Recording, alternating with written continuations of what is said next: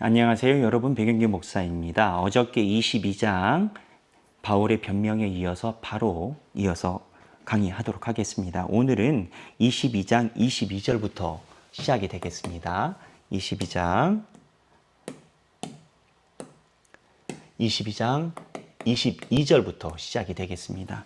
자, 어제 바울이 자기가 어떻게 됐는지 변명을 했다라고 했습니다. 바울이 변명한 내용을 듣고 회중이 난리가 났습니다. 바울이 주님이 이야기를 했고 난 정통 유대인이고 사람들이 나를 모략한다라고 하니까 회중이 난리가 났습니다.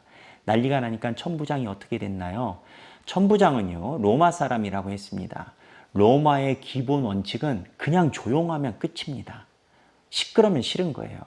그런데 바울 때문에 시끄러우니까 천부장이 무리를 좀 조용히 하려고 바울을 데려다가 채찍질을 하게 만듭니다. 그래서 바울이 채찍질로 맞습니다. 그런데 바울이 채찍질로 맞고 난 다음에 이 천부장에게 헬라말로 컴플레인을 합니다. 나 로마 사람인데 판결이 있기 전에 때리느냐? 라고 얘기를 합니다. 로마 사람은요, 성경학자들의 말에 의하면, 그리고 고대 기록에 의하면 로마 안에 있는 사람들이 다 시민이 아니었습니다.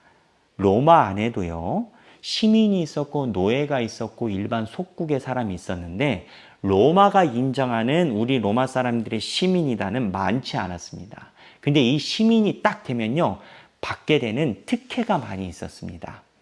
그래서 이 시민권을 갖고 있는 사람이 가지고 있는 특혜 중에 첫 번째 특혜가 뭐냐?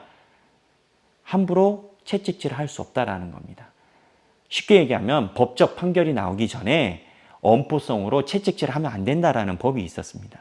그런데 바울이 꾀죄죄하고 왜소해 보이고 하니까 천부장이 일단 시끄러우니까, 영내가 시끄러우니까 이 사람들을 좀 진정시키고 마음에 들게 하려고 바울을 데려다 일단 때린 겁니다.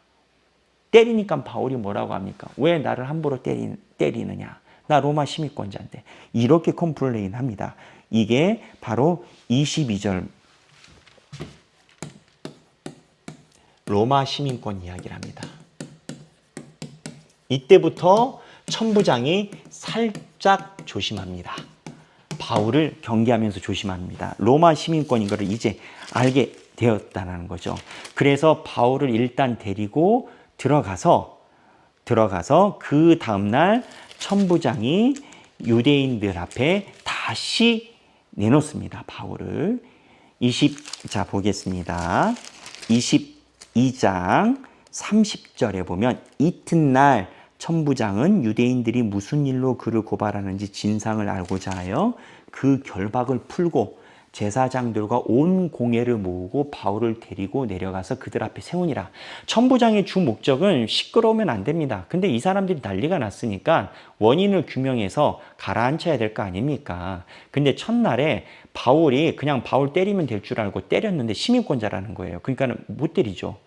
사실은 바울이 고소하면 고소 걸리는 거예요. 그러니까 천부장이 이러면 안 되겠다 해서 진상을 규명하려고 불렀습니다. 불러서 그 다음날 다 모여라 했습니다. 근데 바울이 딱 모였을 때 대제사장 아나니아가 이제 23장으로 넘어갑니다. 여기 아나니아가 바울의 눈을 뜨게 한 아나니아 선지자랑 동명이인입니다. 대제사장 아나니아가 바울 곁에 서 있는 사람들에게 그 입을 치라. 그럼 바울이 1절에 공회에 주목하여 나는 오늘 양심을 따라서 바리새인으로 정결 예식 다 지키고 하나님께 최선을 다했다라고 사람들 앞에서 자기 주장을 딱 하니까 대제사장 아나니아가 바울 입을 치라 그런 겁니다. 그런데 여기서 바울이 이 대제사장 아나니아가 대제사장인 줄 몰랐다라는 겁니다. 그래서 바울이 이 대제사장이 치라고 할 때 바울이 오히려 더 강단 있게 이 회칠한 무덤이요 라고 이야기를 합니다.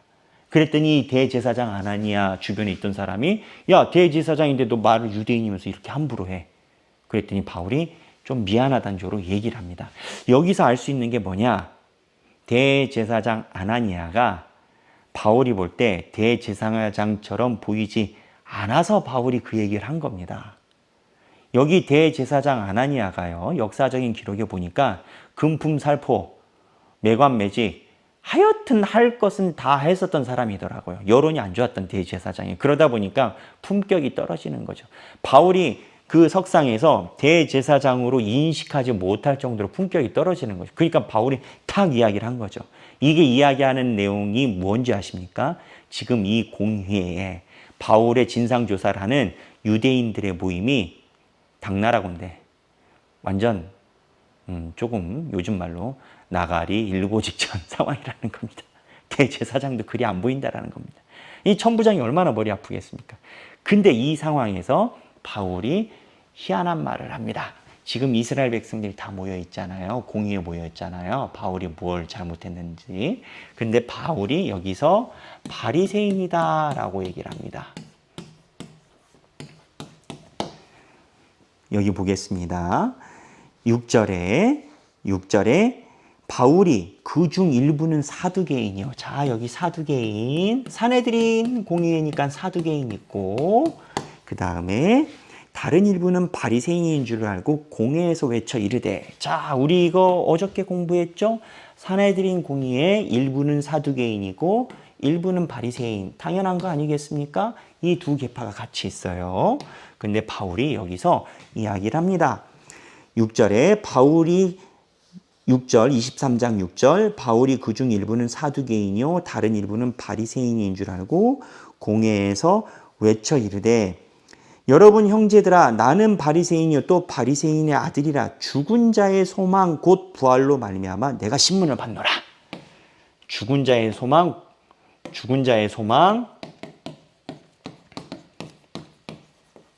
곧 부활로 인해서 신문을 받노라 라고 얘기를 합니다. 그랬더니 7절에 그 말한즉 바리새인과 사두개인 사이에 다툼이 생겨 무리가 나누어지니.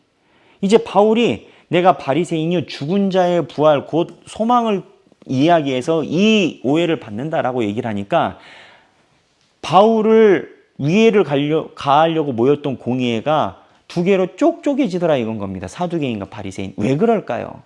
여러분 제가 BT하면서 여러 번 말씀드렸지만 바리새인과 사두개인의 특징이 있습니다. 바리새인은요. 민중들 사이에서 일어난 사람입니다.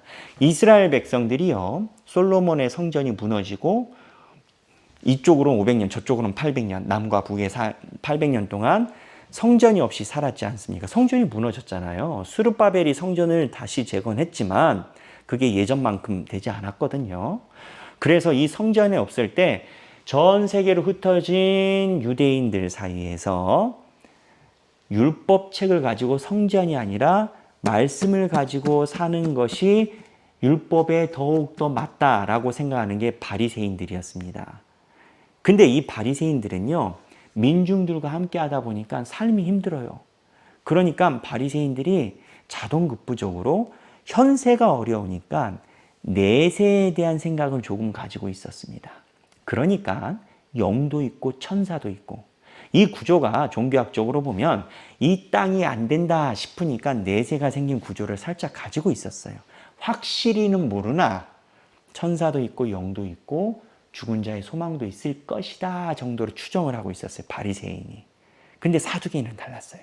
사두개인은 사독지파로 해가지고 성전을 중심으로 한 정통 뼛속부터 대제사장 계열들입니다. 제사장 집안들입니다. 그러니까 이 사두개인들은요. 왜 내세가 힘들어?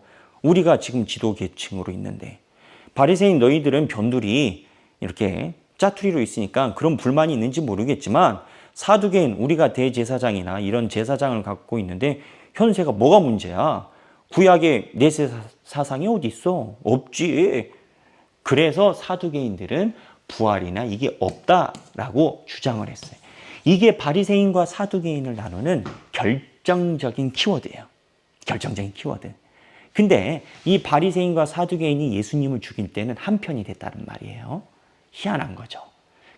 하지만 바울이 가만히 보니까 한쪽은 사두개인이고 한쪽은 바리새인이니까 바울이 자기 바리새인의 소망을 이야기를 한 겁니다. 그랬더니 여기가 더 난리가 났어요. 그랬더니 난리가 나니까 더 큰 분쟁이 생기니까 10절에 23장 10절입니다. 더 큰 분쟁이 생기니 천부장은 바울이 그들에게서 찢겨질까 하여 군인을 명하여 내려가 무리 가운데서 빼앗아 가지고 영내로 들어가라 하니라. 천부장의 제1 임무가 뭐라고 했죠? 시끄러우면 안 되는 거예요. 그래서 처음에 바울 때려가지고 시끄러운 거를 조용히 하려고 했는데 시민권자. 그래서 오늘 불러가지고 그래 한번 가름 타보자 했는데 더 시끄러졌어요. 그럼 천부장이 난리가 난 거예요. 야야 안 되겠다 안 되겠다. 바울 데리고 들어와. 제 시민권자인데 죽게 생겼다. 그래서 오히려 천부장이 바울을 데리고 들어가고 바울이 한 말 때문에 이 공의회 회원들이 둘러 쪼개진 겁니다. 이 희한한 일 아니겠습니까? 이 바울을 고소한 입장도 뭔가 주관이 정확하지 않고요. 바울을 고소한 원인은 이제 온데간데 없이 이상한 상황이 된 겁니다. 예수님이 십자가에 돌아가실 때도 굉장히 애매한 상황이었거든요. 법적으로 보면 잘 연구해 보면 그렇습니다. 지금 사도 바울이 순교의 길로 가는 이 상황이 그렇습니다. 그런데 여러분, 바울이 이때 마음이 어땠을까요? 예수 그리스도의 이름은 지금 말하지도 못했습니다. 바울이 정결 규정을 지켰냐 안 지켰냐, 율법을 지켰냐 안 지켰냐 애매한 것 가지고 이러고 있습니다. 근데 너무 힘들어요. 근데 그날 저녁에 바울이 다시 예수님을 만납니다. 11절입니다. 오늘 여기까지인데요. 23장 11절인데요. 보겠습니다. 그날 밤에 주께서 바울 곁에 서서 이르시되 담대하라. 내가 예루살렘에서 나의 일을 증언한 것 같이 로마에서도 증언하여야 하리라 하시니라. 그러니까는 예루살렘에서 지금 바울이 이런 얘기를 하면서 예수님 이야기를 살살살 정결 예식에 어떻게 보면 따라서 들어갈 수밖에 없는 이야기로 살살 들어갔는데 이런 식으로 네가 로마 가서도 얘기를 하게 될 것이다 라고 바울에게 얘기를 하신 겁니다. 오늘 본문은 23장 11절까지 여러분 읽으시고요. 여러분 한번 생각해 보십시다. 성경을 보면요. 예수님이 십자가에 돌아가신 것도 사법적으로는 불법 재판이었습니다. 예수님이 십자가에 돌아가신 것도 이스라엘 백성들이 그랬지 않습니까? 유대인의 왕이라고 하고 소위 구테타를 일으킨 사람이라고 예수님을 얘기를 했잖아요. 로마는요, 종교적인 문제로 사람을 죽이지 않습니다. 근데 예수님을 구테타를 일으키려고 한 사람이라는 그러한 혐의로 예수님을 죽였는데 누가가 얘기를 하잖아요. 빌라도도 예수가 무죄한 걸 알았다고. 총독도 예수가 무죄한 걸 알았고 헤롯도 알았고. 제가 어저께 설명드린 조직표에 보면 그렇습니다. 여기 총독도 예수님이 무죄한 걸 알았고 대통령으로 세우는 헤롯도 예수가 무죄한 걸 알았다라는 거예요. 근데 여론 때문에 예수님을 죽였지 않습니까? 애매한 것 때문에 예수님이 죽었고 그게 십자가의 길이었어요. 근데 오늘 보면요. 바울도 마찬가지. 바울도 율법 규례를 어긴 적이 언제 있어요? 제일 애매한 거는 본인이 드로비모라는 이방인을 성전 안에 데리고 들어갔다라는 거예요. 그런 적이 없거든요. 시내에서 돌아다녔다고 그 오해 거짓 소문 하나 가지고 이제 시작을 한 거예요. 뭐냐? 주를 위해 애매히 고통받을 때가 있다.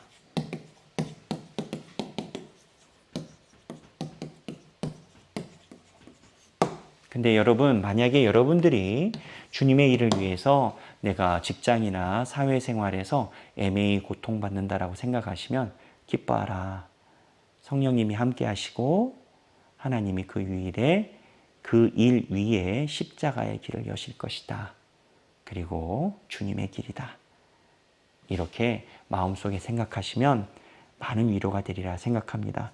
오늘 본문의 23장 11절에 주님이 이렇게 이야기하십니다. 담대하라. 담대하라. 누구에게? 바울에게. 오늘도 세상에서 주님의 제자로 살아가는데 고통이 있으신 분이 있다면 담대하시길 축원합니다. 감사합니다.